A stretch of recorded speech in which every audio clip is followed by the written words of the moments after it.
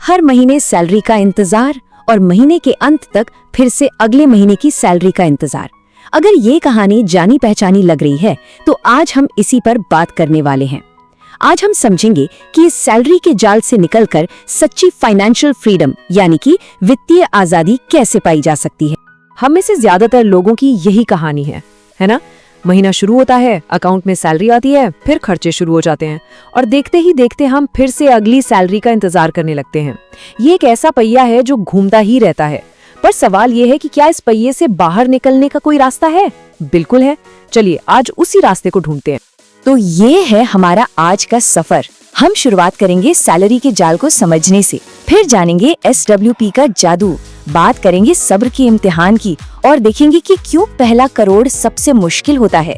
इसके बाद घर खरीदने या किराए पर रहने की दुविधा को सुलझाएंगे और आखिर में आजादी की राह का पूरा नक्शा देखेंगे। तो चलिए सबसे पहले बात करते हैं इस सैलरी के जाल की। आखिर ये है क्या और हम अनजाने में इसमें फंस कैसे जाते हैं? कभी ये ख्याल आया है कि एक दिन जब हम काम नहीं कर रहे होंगे, मान लीजिए रिटायरमेंट के बाद, और हर महीने की पहली तारीख को सैलरी क्रेडिट का मैसेज नहीं आएगा, तब घर के खर्चे कैसे चलेंगे? ये सवाल थोड़ा डराता है, लेकिन इस पर सोचना बहुत जरूरी है। अच्छा, तो प्रॉब्लम तो समझ आ गई। अब बात करते हैं सोल्यूशन की, और सोल्यूशन का नाम है WSP। ये एक ऐसा तरीका है जो पैसे को लेकर हमारी पूरी सोच को बदल सकता है। चलिए देखते हैं कैसे। इसको एक बहुत ही आसान उदाहरण से समझते हैं। SIP यानी सिस्टमैटिक इन्वेस्टमेंट प्लान तो हम सब जानते हैं। सोचिए, SIP करना मतलब 20 साल तक हर महीने एक छोटा सा पौधा लगाना और उसे सींचना है। और SWP यानी सिस्टमैटिक विड्रॉल प्लान का मतलब है कि जब वो पौधा एक बड़ा फलों से लदा पेड़ बन जाए तो उससे हर महीने फल तोड़कर खाना। हाँ, लेकिन यहाँ पर एक सवाल जरूर मन में आता है कि भाई अगर हम हर महीने पेड़ से फल तोड़ते ही रहेंगे तो क्या एक दिन वो पेड़ खत्म नहीं हो जाएगा?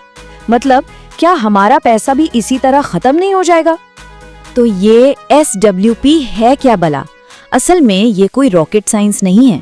ये बस एक तरीका है जिससे आप अपने जमा किए हुए पैसों से यानी म्यूचुअल फंड की इन्वेस्टमेंट से हर महीने एक तय रकम निकालते हैं, बिल्कुल एक सैलरी की तरह।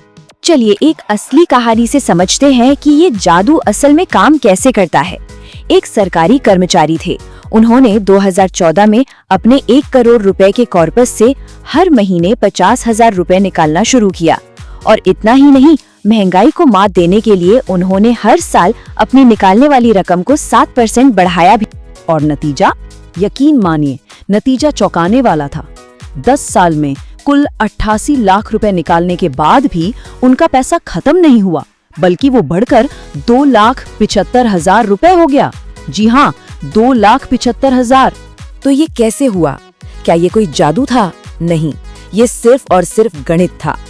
इसका राज ये था कि जिस रफ्तार से वो पैसा निकाल रहे थे, उनका पैसा उससे कहीं ज्यादा तेज रफ्तार से बढ़ रहा था, यानी कंपाउंड हो रहा था। मतलब पेड़ से जितने फल तोड़े जा रहे थे, पेड़ उससे ज्यादा तेजी से नए फल पैदा कर रहा था। सुनने में तो ये सब बहुत बढ़िया लगता है, लेकिन एक बहुत बड़ी लेकिन है। इस रास्ते की सबसे बड़ी रुकावट कोई फाइनेंशियल फॉर्मूला नहीं, बल्कि हमारा सब्र है। ये सब्र का एक बहुत बड़ा इम्तिहान है। जरा इन आंकड़ों पर नजर डालिए, ये सच में चौंकाने वाले हैं। हम सब जानते हैं कि वेल्थ लंबे समय में बनती है, लेकिन 83% निवेशक पहले 3 साल में ही बाजार से बाहर हो जाते हैं। सोचिए, सिर्फ 3% लोग ही 5 साल से ज्यादा टिक पाते हैं। अगर आंकड़ों पर यकीन नहीं होता तो संजय कथूरिया की ये कहानी सुनिए। उन्होंने बताया कि 3.5 साल तक उनकी SIP ने 0 रिटर्न दिया। फिर 2020 के क्रैश में वो 25% और गिर गया।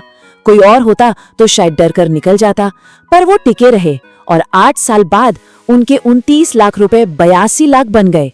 यही है सब्र की ताकत। तो सवाल यह है कि शुरुआत कहाँ से करें? उस बड़े कॉर्पस को बनाना शुरू कैसे करें?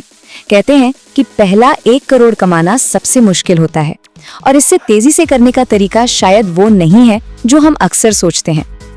अक्सर हम सोचते हैं कि बेस्ट इन्वेस्टमेंट कौन सा है, कहां से 15% की जगह 18% रिटर्न मिलेगा। लेकिन शुरू में रिटर्न से ज्यादा जरूरी है अपनी कमाई बढ़ाना। कोई नई स्किल सीखकर, कोई कोर्स करके या साइड में फ्रीलांस काम करके अपनी एक्टिव इनकम बढ़ाना, ताकि आप ज्यादा पैसा बचाकर इन्वेस्ट कर सकें। ये टेबल देखिए, ये साफ साफ दिखाता है कि कमाई बढ़ाने से कितना फर्क पड़ता है। अगर आप हर महीने 20,000 रुपए इन्वेस्ट करते हैं तो 1 करोड़ तक पहुंचने में आपको 15 साल लगेंगे। लेकिन अगर आप किसी तरह अपनी कमाई बढ़ाकर 75,000 रुपए महीना इन्वेस्ट कर पाते हैं तो यही काम सिर्फ 7 साल में हो सकता है, आधा से भी कम समय। दुनिया के एक बहुत बड़े निवेशक चार्ली मंगर ने कहा था, पहला 1 करोड़ सबसे मुश्किल है, वहां तक पहुंचने के लिए हर त्याग करना चाहिए, क्योंकि उसके बाद तो कंपाउंडिंग अपना जादू दिखाना शुरू कर देती है। अब आते हैं उस एक बड़े सवाल पर जो हम सबकी जिंदगी में आता है, अपना घर खरीदे या किराए पर रहें। ये एक ऐसा फैसला है जो आपकी फाइनेंशियल फ्रीडम की कहानी बना भी सकता है और बिगाड़ भी सकता है। इसे लेकर HDFC के दीपक पारेख का एक बहुत ही सिंपल सा नियम है। वो कहते हैं कि आपके घर की कीमत आपकी कुल सालाना आमदनी के 4 गुना से ज्यादा नहीं होनी चाहिए। एक बहुत ही प्रैक्टिकल सलाह है ये। देखिए, घर एक इमोशनल फैसला होता है, लेकिन उसे सिर्फ समाज के दबाव में या किसी को दिखाने के लिए अपनी क्षमता से बाहर जाकर नहीं लेना चाहिए। खास तौर पर करियर के शुरुआती दिनों में जो पैसा आप एक भारी EMI में फंसा देंगे, वो पैसा अगर आप खुद पर या सही जगह इन्वेस्ट करें तो शायद ज्यादा तेजी से बढ़ सकता है।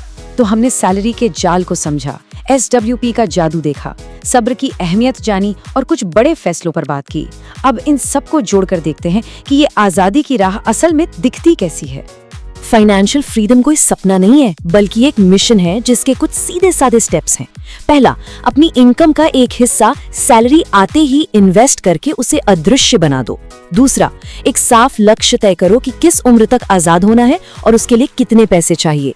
तीसरा, उस लक्ष्य से उल्टा हिसाब लगाओ कि हर महीने कितना इन्वेस्ट करना पड़ेगा। और चौथा, अगर कोई कमी रह जाए तो उसे अपनी कमाई बढ़ाकर पूरा करो। और आखिर में बस एक बात याद रखिए, असली दौलत वो नहीं है जिसके पास सबसे ज्यादा पैसा हो।